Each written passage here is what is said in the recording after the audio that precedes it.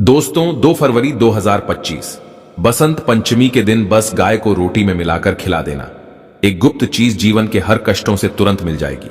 आपको मुक्ति माता सरस्वती जी के आशीर्वाद से न केवल आपकी जीवन में होगी धन की वर्षा बल्कि खुशियां से भर जाएगा। आपका घर आपकी हर मनोकामना होगी पूरी बन जाओगे आप करोड़पति। दोस्तों 2 फरवरी को बसंत पंचमी का पावन पर्व पढ़ने जा रहा है। हिंदू पंचांग के अनुसार यह कोई साधारण सी बसंत पंचमी नहीं है, बल्कि यह इस चल रहे 144 साल बाद आए महाकुंभ के साथ मिलकर लगने वाली बसंत पंचमी है। इस बसंत पंचमी का समय पूरे 280 वर्षों बाद आया है।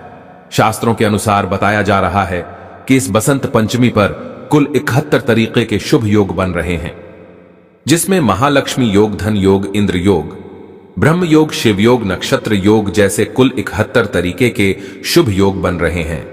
और ऐसी बसंत पंचमी का समय पूरे 280 वर्षों बाद आया है। दोस्तों यह बात तो हर किसी ने सुनी है और यह बात आप भी जानते होंगे कि पूरे दिन में एक बार एक व्यक्ति की वाणी पर माता सरस्वती जी अपना आशीर्वाद देती है। वह व्यक्ति जो भी बोलता है वह चीज बिल्कुल सत्य हो जाती है। इसीलिए आपने अपने घर वालों को कहते भी सुना होगा कि देखो तुम्हारी बात तो सत्य हो गई, लगता है माता सरस्वती जी ने तुम्हें आशीर्वाद दिया था। कहने का मतलब यह है दोस्तों, अगर आप बसंत पंचमी के दिन पूजा पाठ करेंगे तो माता सरस्वती जी के आशीर्वाद से आपकी कैसी भी मनोकामना हो।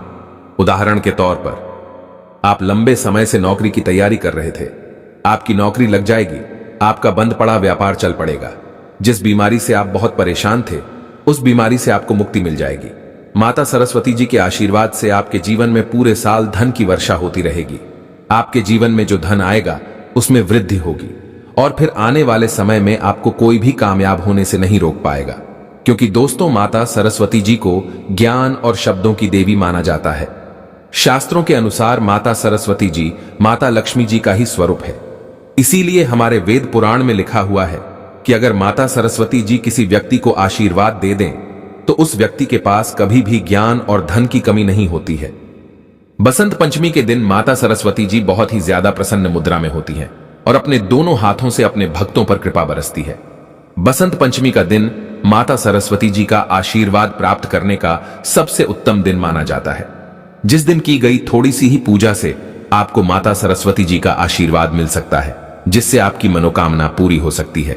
इसीलिए दोस्तों वेद पुराण में कहा गया है कि बसंत पंचमी के दिन एक व्यक्ति को ब्रह्म मुहूर्त में सोकर उठना चाहिए, पूरे दिन का व्रत रखना चाहिए, किसी पवित्र नदी में स्नान करना चाहिए और माता सरस्वती जी की विधि विधान से पूरे दिन पूजा पाठ करनी चाहिए। इससे एक व्यक्ति को माता सरस्वती जी का आशीर्वाद मिलता है और उस व्यक्ति की जो भी मनोकामना होती है वह पूरी हो जाती है।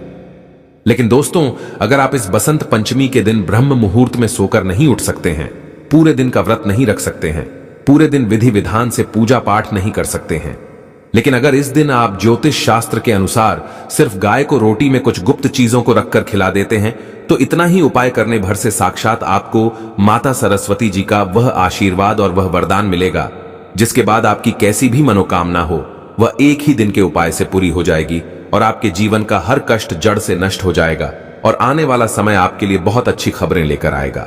आपका भाग्य प्रबल हो जाएगा, आपके नवग्रह आपका साथ देना शुरू कर देंगे और फिर आने वाले समय में आपको कामयाब होने से कोई भी नहीं रोक पाएगा। अब आप सोच रहे होंगे कि गाय को रोटी खिलाकर आपको माता सरस्वती जी का आशीर्वाद कैसे मिल सकता है। तो आपकी जानकारी के लिए बता दें, एक गाय में 33 कोटि देवी देवताओं का वास होता है। गाय के गोबर में माता लक्ष्मी जी का वास होता है, गोमूत्र में मां गंगा जी का वास होता है, गाय के सींग के बीच में भगवान शिव जी का वास होता है। इसीलिए हमारे वेद पुराण में कहा गया है कि अगर आप किसी पवित्र और पावन दिन पर गाय को रोटी खिलाते हैं या अन्य चीज खिलाते हैं तो इससे आपको देवी देवताओं का आशीर्वाद मिलता है। और दोस्तों बसंत पंचमी का यह दिन जो 2 फरवरी को पढ़ने जा रहा है, इसका समय पूरे 280 वर्ष बाद आया है। और इस दिन अगर आपने ज्योतिष शास्त्र के अनुसार कुछ चीजों को रोटी में रखकर गाय को खिला देते हैं, जिसके बारे में आज के इस वीडियो में हम आपको बताने जा रहे हैं, तो मान के चलिए माता सरस्वती जी के साथ आपको कई देवी देवताओं का आशीर्वाद मिलेगा और आपके जीवन का हर कष्ट हमेशा के लिए आपसे दूर चला जाएगा और आपका भाग्य प्रबल हो जाएगा। इसीलिए इस वीडियो को लास्ट तक, अंत तक बिना भगाए देखिएगा। और अगर आप चाहते हैं माता सरस्वती जी का आशीर्वाद हमेशा आप पर और आपके परिवार पर बना रहे। माता सरस्वती जी के आशीर्वाद से आप अपने जीवन में बहुत ही उन्नति करें, बहुत ही आगे जाएं। तो पूरी सच्ची श्रद्धा और पूरे विश्वास के साथ इस वीडियो को लाइक कर दीजिए और कमेंट बॉक्स में लिख दीजिए माता सरस्वती जी की जय। और इस वीडियो को जितने लोगों तक पहुंचा सकते हैं उतने लोगों तक पहुंचा दीजिए ताकि लोगों का भला हो सके। भागवत गीता में लिखा हुआ है कि अगर आप लोगों को भला करेंगे तो देवी देवताओं का आशीर्वाद हमेशा आप पर बना रहेगा। इसीलिए वीडियो को लाइक कर दीजिए, जितने लोगों तक पहुंचा सकते उतने लोगों तक पहुंचा दीजिए। दोस्तों, अगर आप लंबे समय से कर्ज में डूबे हुए हैं, आपने कोई ऐसा कर्ज लिया हुआ था अपने व्यापार के लिए, अपने घर को बनवाने के लिए, अपनी बीमारी के लिए, जिसको पहले तो आप खत्म कर ले रहे थे, लेकिन अब उस कर्ज के बोझ में दबते हुए चले जा रहे हैं, तो बस आपको यह करना है कि इस बसंत पंचमी के दिन घर पर 11 रोटी बनवानी है, क्योंकि 11 की संख्या माता सरस्वती जी को बहुत प्रिय है। और हर रोटी पर थोड़ी सी चीनी रखकर किसी भी गाय को अपने हाथों से खिला देना है। सिर्फ इतना उपाय अगर आपने बसंत पंचमी के दिन कर लिया तो यकीन मानिए दोस्तों, इस साल आपका कर्जा पूरी तरह से खत्म हो जाएगा। माता सरस्वती जी के आशीर्वाद से आने वाले समय आपका बहुत ही कल्याणकारी होगा, बहुत ही सौभाग्यशाली होगा। दोस्तों, अगर आप चाहते हैं कि इस बसंत पंचमी के बाद आपका भाग्य आपका साथ दे, आपके नवग्रह आपका साथ दे, आप जिस कार्य को भी शुरू करें उस कार्य में आपको सफलता प्राप्त हो, तो सिर्फ आपको यह करना है कि अपने घर पर 11 रोटी बनवानी है और 11 रोटी पर हल्की हल्की सी गुड़ की भेली रख देनी है और किसी भी गाय को अपने हाथों से खिला देना है। सिर्फ इतना उपाय अगर आपने इस बसंत पंचमी के दिन कर लिया तो न केवल आपका भाग्य प्रबल हो जाएगा, बल्कि आपके नवग्रह भी आपका साथ देना शुरू कर देंगे। 33 कोटि देवी देवताओं के साथ भगवान भोलेनाथ, माता सरस्वती जी के आशीर्वाद से फिर आने वाले समय में आपको कामयाब होने से कोई भी नहीं रोक पाएगा। दोस्तों, अगर आप लंबे समय से बीमार चल रहे हैं, आपकी बीमारी ठीक नहीं हो रही है, आप अपना इलाज करा कर थक चुके हैं, लेकिन आपको कोई लाभ नहीं मिल रहा है, तो बस आपको यह करना कि इस बसंत पंचमी के दिन 21 केले लाने हैं और यह आप एक गाय को भी खिला सकते हैं और 2 गाय को भी खिला सकते हैं।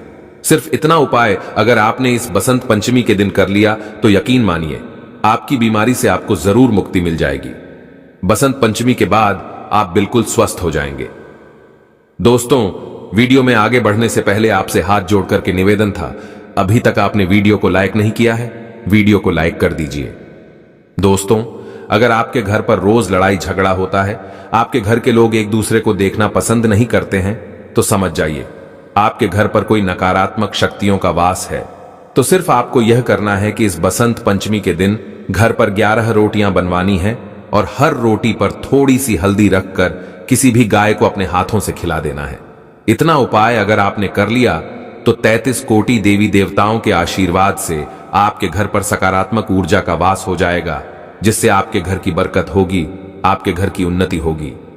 दोस्तों, अगर आप लंबे समय से नौकरी की तैयारी कर रहे हैं और आपकी नौकरी नहीं लग रही है, तो समझ जाइए आपके ऊपर कोई ऐसा दोष है जिसकी वजह से आप अपनी मंजिल तक नहीं पहुंच पा रहे हैं। तो सिर्फ आपको यह करना है कि 11 बेसन के लड्डू कहीं से भी आपको खरीद करके लाना है और घर पर 11 रोटी बनवाने के बाद हर रोटी पर एक एक लड्डू रखने के बाद आपको यह 11 रोटियां किसी भी गाय को अपने हाथों से खिला देना है।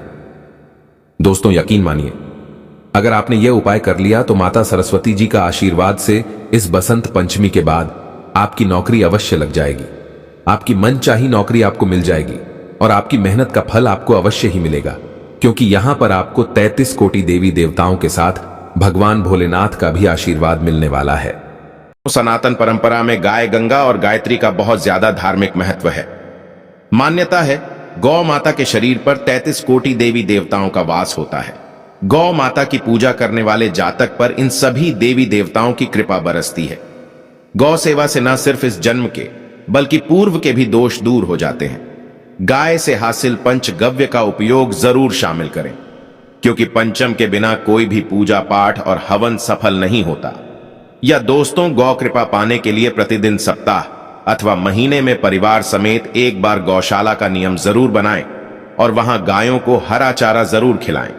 इससे आपको शुभ फलों की प्राप्ति होगी और साथ ही साथ गौ सेवा और गौ पूजा से 9 ग्रह शांत हो जाते हैं और इनसे जुड़े दोषों का निदान हो जाता है। गर्मियों में गौ माता को पानी पिलाएं और सर्दियों में गौ माता को गुड़ जरूर खिलाएं। ध्यान रखें कि गर्मियों में गाय को गुड़ न खिलाएं। अनेक देवी देवताओं को अपने शरीर पर धारण करने वाली गौ माता से जुड़े कई शुभ और अशुभ संकेत भी होते हैं। मसलन गाय का दूध देते समय यदि गाय ठोकर मार दे और सारा दूध बिखर जाए तो अपशगुन होता है। यदि कोई यात्रा पर निकल रहा हो और गाय अपने बछड़े को दूध पिलाती सामने आ जाए तो निश्चित रूप से जिस यात्रा के लिए आप निकले हैं वह यात्रा अब जरूर ही सफल होगी और वह जिसके लिए आप निकले हैं वह जरूर ही पूर्ण होगा। यात्रा पर जाते समय बाईं ओर गाय की आवाज और रात में गाय की हुंकार करना भी शुभ होता है। दोस्तों, साथ ही साथ गाय के साथ आप भूलकर भी दुराचार ना करें, अन्यथा मिलता है घोर पाप और जीवन भर की परेशानियां बनी रहती हैं। जी हां दोस्तों, गाय को राष्ट्रीय पशु बनाए जाने और इन्हें मौलिक अधिकार दिए जाने की बात हो रही है तो सवाल उठता है, गाय संस्कृति का अहम हिस्सा है, तब भी गाय के साथ लोग खराब व्यवहार कैसे कर लेते हैं। गाय दर दर भटकते रहती है, भरपेट खाना इन्हें लोग नहीं देते।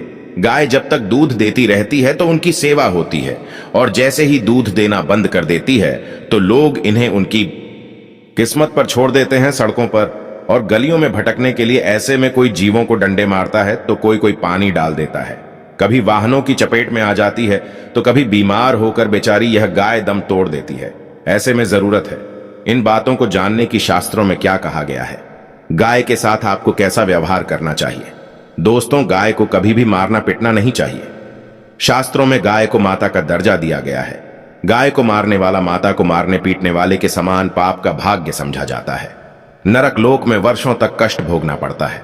अगले जन्म पशु योनि में मिलता है। कथा है कि गौतम मुनि ने गलती से गाय को डंडा मार दिया था। इससे गाय की मृत्यु हो गई थी और इस पाप से मुक्ति के इन्हें वर्षों तक तपस्या करनी पड़ी। दोस्तों, साथ ही साथ पानी पी रही गाय को मारते हैं, वे घोर पाप के भागी बनकर नरक भोगते हैं। ऐसा पुराणों में बताया गया है। जबकि जो लोग गाय के लिए प्याऊ चार बनवाते हैं वह भाग्यवान होते हैं। ऐसे लोग घोर पाप से मुक्त होकर स्वर्ग जाते हैं और बड़े ही धनवान कुल में जन्म लेकर सुख भोगते हैं। और साथ ही साथ आराम कर रही गाय को कष्ट देकर कभी भी उठाना नहीं चाहिए। कहते हैं कि जिस स्थान पर गाय बैठी है वहां से नकारात्मक ऊर्जा खत्म हो जाती है। गाय के बैठने की जगह को जो लोग नियमित साफ रखते हैं वह जन्म में किए गए जाने अनजाने में पाप मुक्ति हो जाती है और गोलोक में स्थान पाते हैं।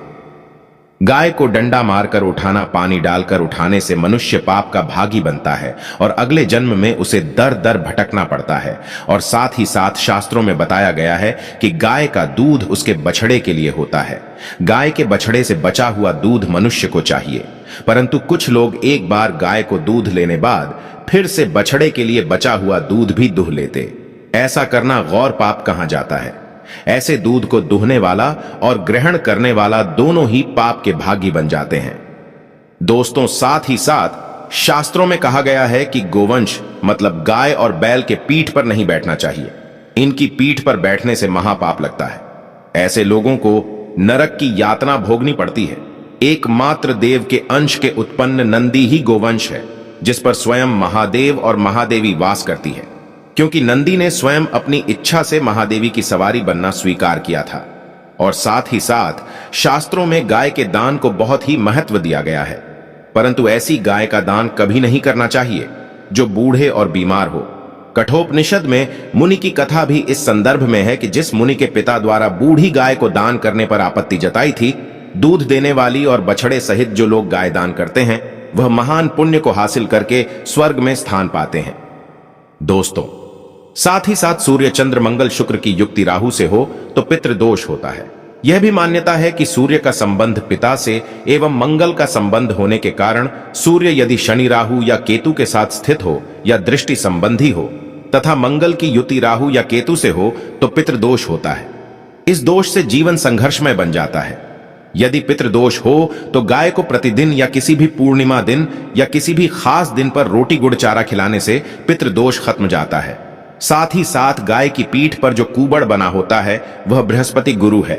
अतः जन्म पत्री में यदि बृहस्पति अपनी नीच राशि मकर में हो या अशुभ शिवलिंग में जा रहे हो और सामने से गौ माता आती हुई दिखाई दे तो गौ माता को अपनी दाहिनी ओर जाने देना चाहिए।